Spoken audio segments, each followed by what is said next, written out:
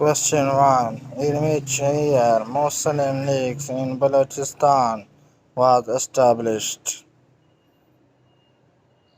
Ans 1935.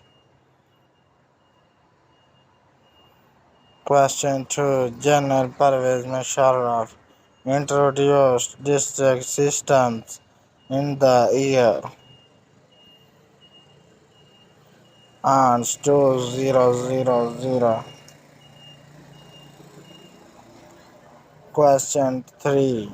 The civil disobedience movement led Mahatma Gandhi in the year.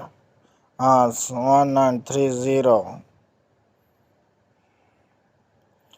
Question 4. How many seats were revived in Assembly for Muslim League in Lucknow Pact?